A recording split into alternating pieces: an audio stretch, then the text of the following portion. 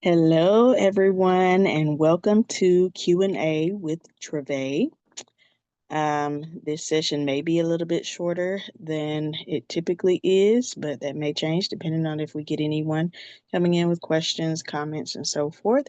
But I wanted to share some things to remember about grief. And this conversation was precipitated by the fact that in August, there was a lot of grief going on in my corner of the world. There were four different deaths that occurred, and a lot of other things were going on. And so I was just um, led to talk about grief because it's not just happening to me. There's a lot of um, grief happening in the land in general. And so I want to address this with everyone and give some insights that I've gained through the process. Now, do I have all the answers? Absolutely not. But I will share what I have learned. And so, although I mentioned death as some things that I experienced in the month of August, I do want to say that um, death is not only about, or grief is not only about loss and death. So we want to think about what are some things in addition to death that you may grieve. So you could grieve the loss of a marriage. You may grieve the loss of identity as you knew it. You may grieve the loss of employment. We can grieve loss of future plans, loss of opportunities. You can grieve loss of direction. Um, you may grieve loss of or unfulfilled expectations. Um, you could also grieve changes in direction or position or location, even if those are good changes. Just the fact that it's something different than what you had before or what you were comfortable with can be things that you grieve.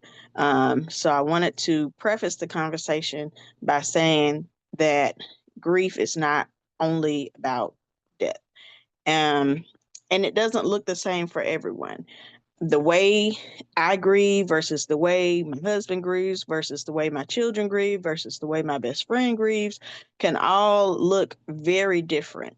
There are some telltale signs that are common for most people, but we can't put people in a box and assume that their grief is all going to look the same. So keeping in mind that it does not look the same for everyone. Another thing is that it's not linear. You will have some good days, you will have some bad days, you will have some good moments, and you will have some not so good moments. And so that's okay. Even if time has passed, years have gone by, there may be things that trigger that response in you. There may be things that, you're just going along like a regular day, and then all of a sudden a memory pops up. And so it's not linear. There's not a situation where you're oh so much better in the beginning and then you never grieve or cry again years down the line. Sometimes grief can just come up at any time. And that's not necessarily an indication of whether you're healed or not, but it is a process. And sometimes we just have to express what we're feeling. There is no appropriate time to grieve. There's not a timeline. Um, Nobody can really tell you that you should be over that by now because they don't necessarily know how deeply you felt about something. Now, the way that you process your grief may look different, but grief in and of itself doesn't always go away. And that does not mean that grief and joy cannot coexist. That just means there's a time that you remember that was different from what it is now, and you miss that time. Um, Grief can be a sign of the depth of your love, but it can also be a response to regret. So sometimes we feel like we should have done things differently. We should have said something. We should have not said something. Um, but I encourage you to live fully so that you have few or no regrets. So you're not grieving or what over what could have, should have, would have been. Um, it doesn't mean that you don't have faith in God. Think about Jesus weeping for Lazarus. Even though he knew that he was going to heal Lazarus, he still grieved and he still felt the pain of all those around Lazarus who had experienced his death. And so it's not a lack of faith, it's an expression of emotion. Um, and it's a natural God-given emotion. Everything is not from the devil. Sometimes we are just expressing what we feel. And not everyone will understand, and we cannot expect them to. We cannot hold them to that standard, no matter how close they are to us. They are not you, and they are not in your head to really fully grasp what you're feeling. They won't always think of it the way you do. You may think of it all the time. They may think of it on occasion. They may perceive the situation differently than you perceive it. Again, not everyone will think of it the way that you do. Um, so, what can you do to honor the legacy of what or whoever you're grieving? Like, what are some things that you can do that um, would pay homage to whatever it was that you grieved? Um, for example, if you lost a person, what are ways that you could keep their memory alive? What are ways that you could live on in their honor? If it's loss of a job, what are ways that you could pivot and use your skills in a way that it blesses God, blesses you, and blesses others? What can you do to honor the legacy of what or whoever you are grieving? What are some healthy ways to grieve and keep depression at bay? Because there is an unhealthy way to grieve. And we'll go over the healthy ways towards the end, but I want you to be thinking about that now as we go through this list. What are some signs of unhealthy grief? And stop me if you have a comment. But what are some signs of unhealthy grief? You have hopelessness, you have self-harm, self-sabotage, prolonged isolation, rage, apathy, um, disrespect, disrespecting other people, disrespecting yourself. Um,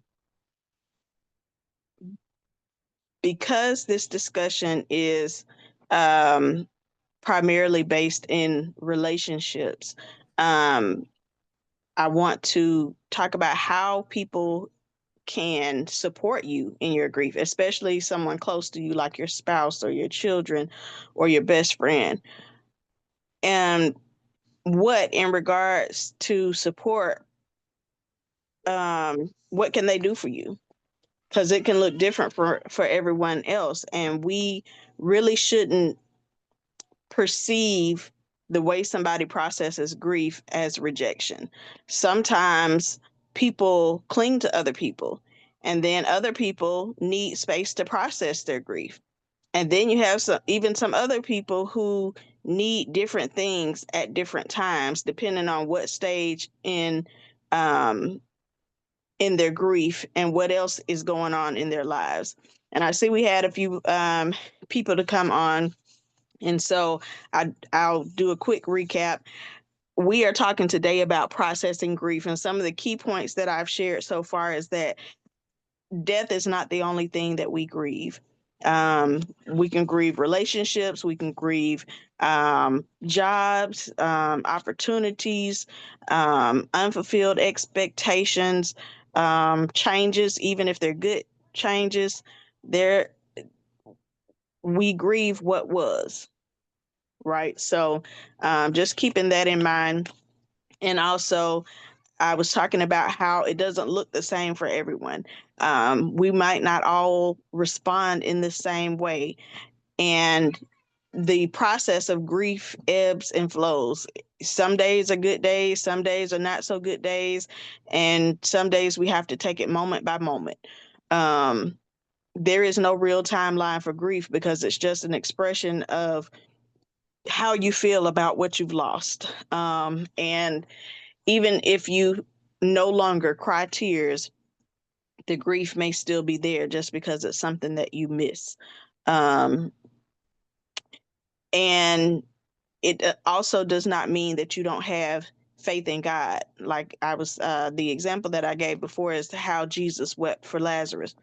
He already knew he was going to heal Lazarus. However, he felt in that moment what everyone else was feeling, and he empathized. And so he experienced that. And I believe that that was included so that we could know that grief is not the enemy.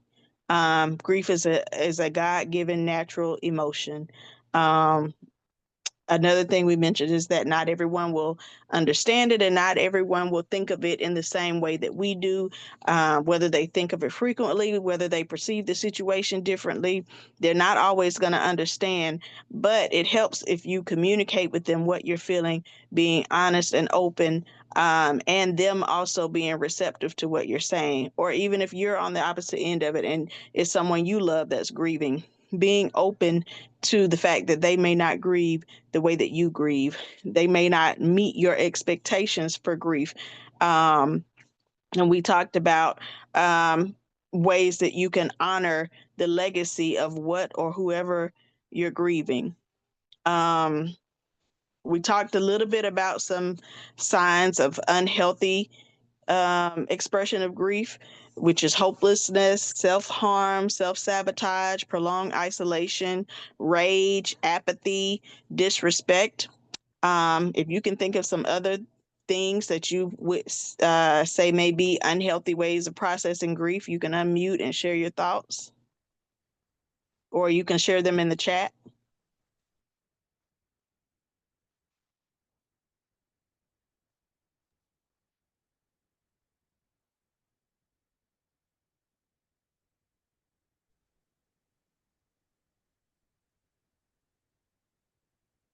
Okay. And we're going to talk about healthy ways to grieve a little bit further in the conversation. Um, Another thing we talked about was how can people, particularly your spouse, your friends, your children, so on and so forth. How can they support you in your grief? What can they do for you? Do they need to give you space? Do they need to be present for you? Do do you need one thing in one season and another thing in a different season? The key here again is to communicate what you need, and be sensitive to your own emotions on both sides of it. If you're supporting someone or if you are being supported, communicate your needs, be open to what you are feeling, and try not to believe the lie that Satan might try to plant that you are being rejected, whatever way that you express it. Um, there are situations where some people are rejecting, but for the most part, they're really just trying to navigate this new normal.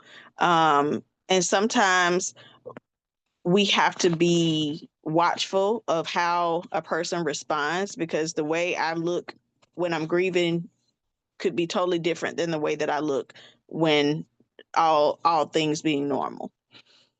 Um, and when a person is grieving, they may feel like their world has stopped, but the rest of the world around them is going in fast forward. And that can really be overwhelming when you are really just trying to process what's going on in your life, what just happened, but everything outside of you, life is going on. Bills still need to be paid. Kids still need to be taken to school. Whatever the case may be, life is still going on and you're feeling overwhelmed. Express that. Talk about it. Understand that that's a normal response to grief is to feel overwhelmed with life outside of the situation. But um, it, if you get help, and we'll talk about again the healthy ways to process your grief, then you'll understand. And it may be temporary help. It's not something that you have to have forever, necessarily. But if you get overwhelmed, there are ways that you can try to dig yourself out and keep from going into a place of depression.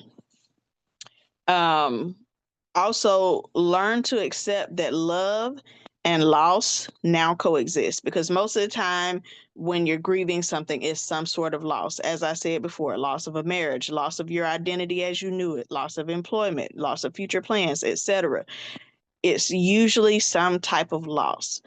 And you learn that the grief never really goes away. It just coexists with the love that you once had for the thing that you're grieving. Um, and so also remembering that grief doesn't end when your tears stop. You may cry less tears now than you did when it first happened, but that doesn't mean you no longer love what you once had or who you once had in your life. It just means that you've learned to coexist, that love and loss coexist. Another thing to be mindful of is that kids and adults grieve differently. Kids sometimes show their grief by acting out. Sometimes they show their grief by becoming very attached, very needing of attention. Sometimes they show their grief by disinterest in things that they once loved. They may show disinterest in eating, and this really resembles depression in a lot of ways. But what's important to look for is there improvement in the condition? Are they eating now this week when they weren't eating last week? Are they regaining their interest in what they once were interested in? Um, and this, again, this can be a process, and it goes back and forth. It ebbs and flows, but you want to keep an eye on that. And especially when it comes to kids, they don't always know how to express it. Even us as adults don't always know how to express what we're feeling. So just think of having these huge emotions as a child and not really knowing how to talk about it, how to express it. And what would make it worse is if somebody made you feel guilty about how you were expressing your grief. So try to be um, an open receptacle for someone who needs to process their grief, especially if it's someone close to you, and try not to be judgmental about the way that they are grieving. Yes, it may be different from your way of grieving, but that doesn't mean that it's necessarily unhealthy. As I said, I've shared some ways that it could be unhealthy, but grief in and of itself is not unhealthy. It is not the enemy. It is an expression. Um, Also, not only do children and adults grieve differently, sometimes men and women grieve differently. We have different makeups, we have different types of personalities.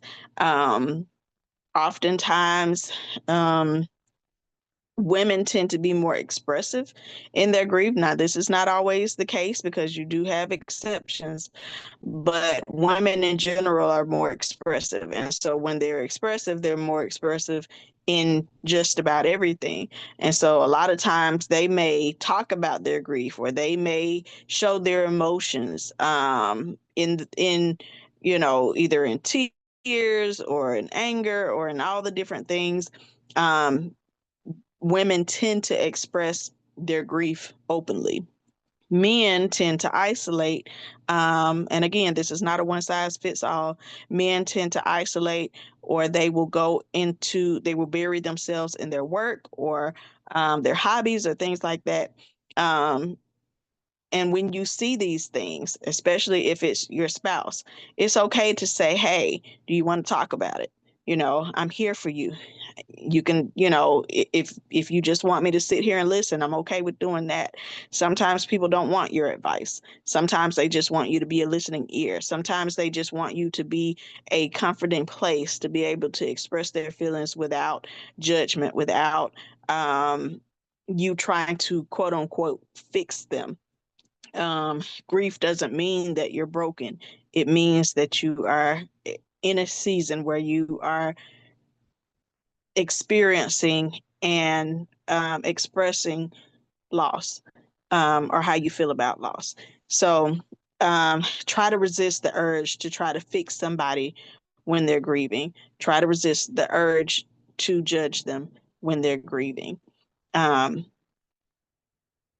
and it's okay that some people are not in a place where they can receive that from you, even if it is your spouse or someone you hold very dear, your best friend, whoever. um, Even if they're close to you, they might not understand grief, and that doesn't make them a bad person. That just makes them a person who does not yet understand. um, and it's okay to live after loss, because your life didn't end when you lost whatever it was that you lost. A lot of times when someone passes away, or when you change directions or whatever, it's common for people to feel guilty for moving on with their lives. They may feel guilty. Let's just say, for example, if someone lost a parent, um, and they love their parent. Everyone knows they love their parent, and um,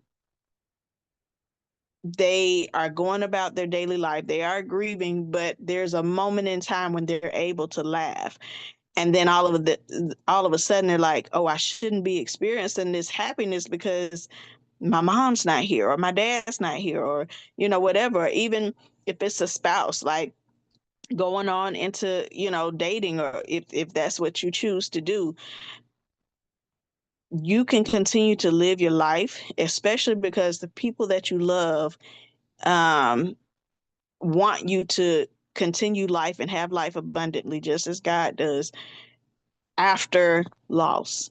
There is life after loss.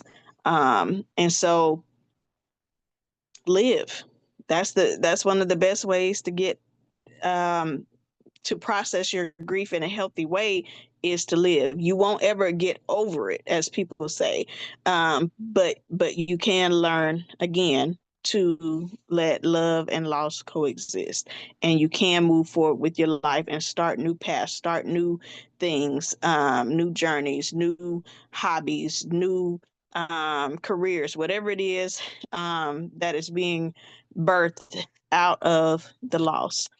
Um, so going back to some things that, well, let me pause right here and see if anyone has anything to say about your experience with loss, whether it's um, processing loss in a healthy way or processing loss in an unhealthy way, or any enlightenments based on what I've shared. Anything you want to say? Anybody?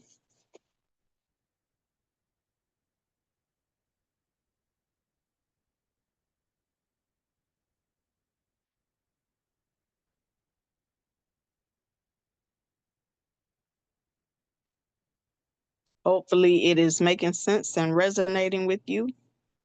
And even if you have never experienced a great loss before, hopefully it is preparing you for life. No one wants bad things to happen or certain changes to happen. However, um, that's the nature of life. There's a time for everything. And so you may not have something that you've grieved in the past. You may not be experiencing it presently. As I mentioned at the beginning, I experienced 4 different deaths in the month of August. And um, if I had not been in a decent place to understand what was going on, it could have sent me into a state of depression.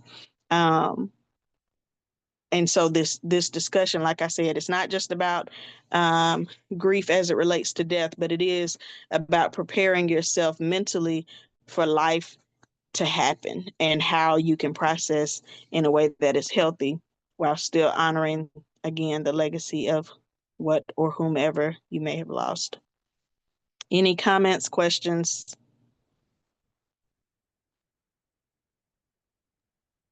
Travay, I have a comment, and actually, I Okay. guess, well, it's like I've experienced a lot of grief in my life.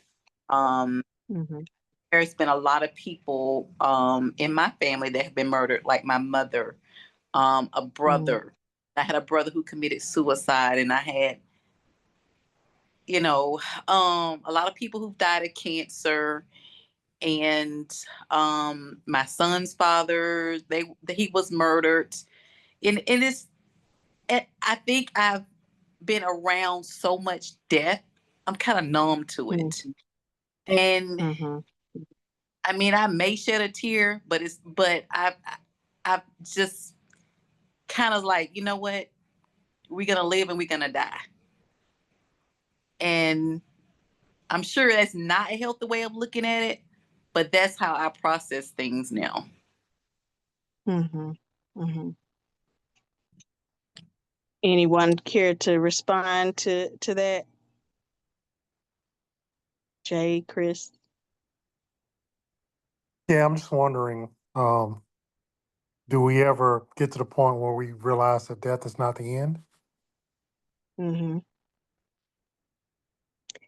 Yeah, and that's a great point, Chris, because I think that that may be, I'm not sure if that's where Lawanda is in her thought process, but for those of us who believe in Jesus Christ, we, believe in life after earthly death. And so that kind of brings some level of comfort, but knowing that you won't see that person on this side of heaven, um, can sometimes be an issue for some people. And speaking to Lawanda's point of, like, not being very sensitive to that loss anymore because she experienced so many very close losses. I don't think, it doesn't sound like you, Lawanda, have an apathy or a callousness to it. But you have gotten to the point where you accept that, again, there's a time to live and there's a time to die. It's part of the life process. That does not mean that we are happy about, that loss. It does not mean that we are, that we don't care about the loss. It just means that you have realized and you've experienced life long enough to see that after someone that you love so dearly has passed away, again, life continues on. And so, to answer your question earlier, Lawanda, about whether you, the way that you see death now is right or wrong, I can't say that it's wrong, only because you do allow yourself to shed a tear, but you don't stay there, and that's the key. Um, I think it's good that you do not stay there, but it's really more about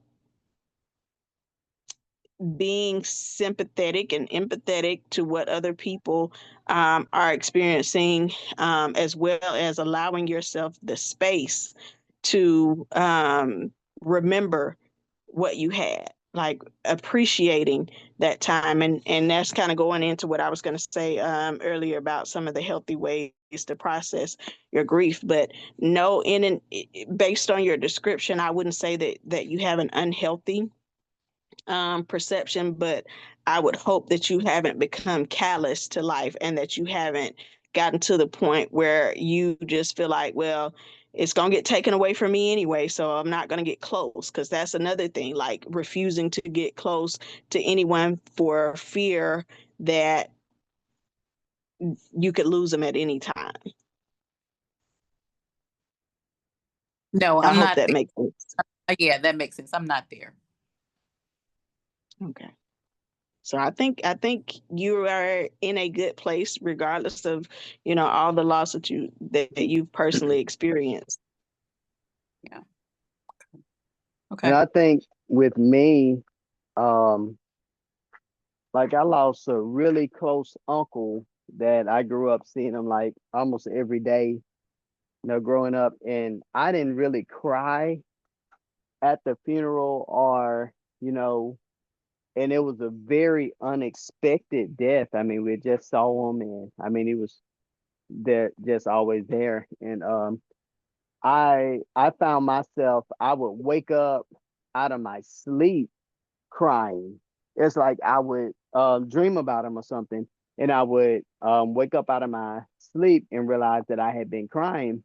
And I think I've had some close deaths in my family, and I don't know. I think we all handle it a little bit differently because sometimes I don't know, I see myself as a person that it's like when I need to be strong, it's like I'm not calloused in that area, like you were just saying, Travay and Lawanda. I'm not calloused in that area, but it's almost like I understand it now to a point where it's like not that I'm always expecting it, but when it does happen, I'm not surprised, if that make any sense. And it allows me to be, I guess, stronger for everybody who's not in that place. Cause I find myself, I look at everybody else and they crying and falling all out and all that. And I'm not, I'm able to, actually talk to them and kind of be there, and them seeing the strength that I have, not not being at a place where I feel like something's wrong with me. Like, why are you not crying? Why are you not upset? I deal with that at first, but then I really start understanding that, okay, if God has you at a place where you're able to be strong, even in those very hard times, it's okay to be strong, long as you're not suppressing the grieving that needs to happen. Yeah. And and that is a great point that you brought up, that you are able to, process without tears, because that can be different for everyone. But it's not a sign of weakness if they do cry. It's not a sign of weakness if they are devastated at what just happened. It's just different. And that's kind of what I keep trying to drill in, is that yes, you can be strong enough not to cry, or you can be strong enough to let your emotions show, or, it's just different. Both ways can be right. Just like there's an extreme end where both ways can be unhealthy. And so just keeping it in mind, and monitoring how you feel, monitoring how you're processing it, and your behavior based on it, is really what matters most. Like, I can't tell anyone how to grieve. Again, like I said, I can't tell you that your faith is not strong, or um, that your grief is a problem. The way you express it is a problem. The only time it is a problem is when it damages you, others, or your relationship with God. And so that's, again, I'll review the signs of unhealthy grief. That's, again, that hopelessness, that self-harm, self-sabotage, prolonged isolation, rage, apathy, disrespect. Those are ways that are unhealthy. But crying is not unhealthy. Not crying is not unhealthy in and of itself. And so, again, you have to see where you are mentally, emotionally, spiritually at the time, um, when you're experiencing that in an intense way. Um, and Chris, I wanted to make sure we didn't gloss over anything else you may have wanted to say.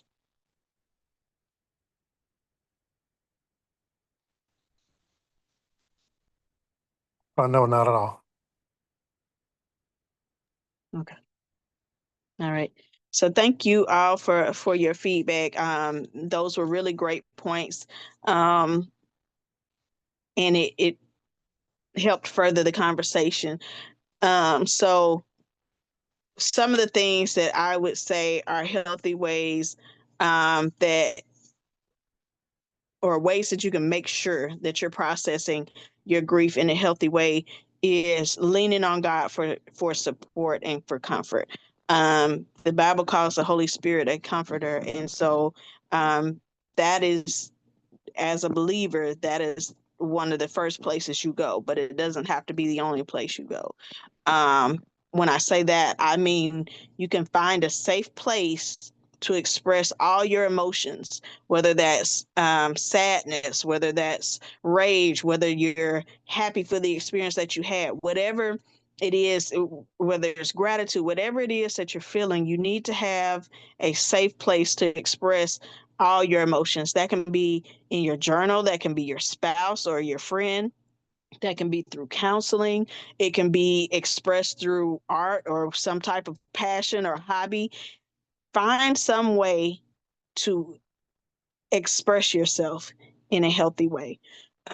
um, be grateful for the time that you were given before you experienced the grief, or the grief invoking event. um, Even if something happened early on in life, you can still find a time before the thing happened that you can be grateful for that time. Even if life is cut short, you can be grateful for the time that you had with that person. Even if the career is cut short, you can be grateful for what you learned from the experience. Whatever it is, think about the things that you're grateful for about what happened before that. And even after that, like, what did this loss teach me? Um, And so try to take that posture of gratitude and curiosity. Reminisce on the good times. Like I said, not just being grateful for the life that they had, but what are some memories that make you smile, about the situation? And then give yourself grace not to be on top of your game. Because when something happens initially, we feel like I'm supposed to show up in the world like nothing ever happened. And you may be able to do that, but if you're not, give yourself the grace and the space to grieve and then get back on your game. But still allow yourself that space. And then you want to forgive yourself for anything that you're still carrying, because sometimes, like I said before, sometimes it's regret. Sometimes it's regret for what you didn't get to do, or sometimes it's regret for something you did and shouldn't have done. But you have to forgive yourself in the process, because you can't turn back the hands of time. And if you're walking around not forgiving yourself, then that's going to make the process a whole lot more difficult. And it not only do you forgive yourself, but accept God's forgiveness. Again, you may have taken that time for granted, or you may have done something that was harmful to that person, but forgive yourself and accept God's forgiveness. Another thing you want to do is worship God like David did after his son passed away. He went through the grief process. He did the ashes, he tore the clothes, he did the things, and that references from 2 Samuel 12 and 20.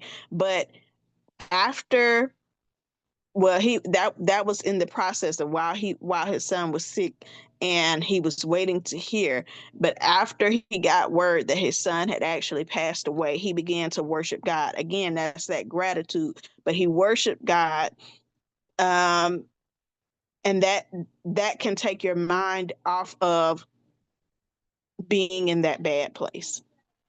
How can I express to God that I'm grateful for the time that He allowed me to have with this person, or with this job, or with this um, dream, or whatever it is that you're grieving? How can I express my gratitude to God through worship and praise? Um, as I was saying before, take time for your grief and learn to accept that coexistence of loss and love. It doesn't always make sense, but it is what it is. You can still love somebody and not have to cry every day that you think about them. Um, and you may still cry. I mean, again, I'm not saying that there's a wrong way for you to to process that, as long as it's not the unhealthy way of harming yourself, others, or your relationship with God. And so learn that coexistence. I'm sure, like Lawanda said, having lost her mother and her brother and all of them, I'm sure she loved them very dearly. And just because she may not still be crying every day about their transitioning, it doesn't mean that she doesn't love them anymore. It doesn't mean that she's forgotten about them. It's just that she is processing her grief and she is on the journey, managing it the best way that she knows how, just like all of the rest of us. And so that is all I had for tonight. Any last words or thoughts?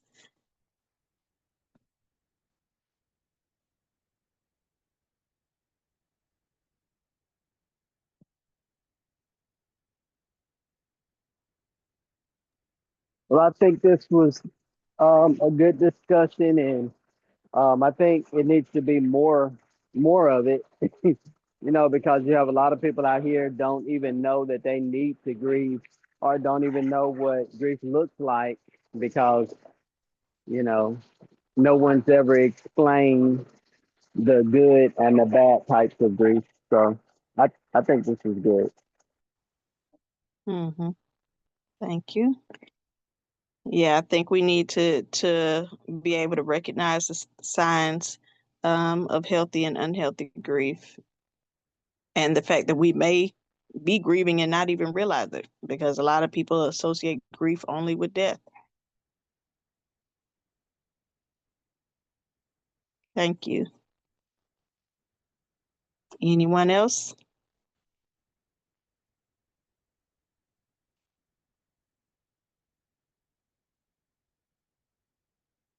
All right. Well, if not, thank you so much for joining Q&A with Travaé tonight. And our discussion on processing grief. I pray that what we said and discussed would help someone in their process, help someone even before their process begins, to learn the healthy and unhealthy ways that grief can come. And I pray that if it blessed you, that you can use it to bless someone else. And with that, I will say, have a great evening. Bye bye. Bye.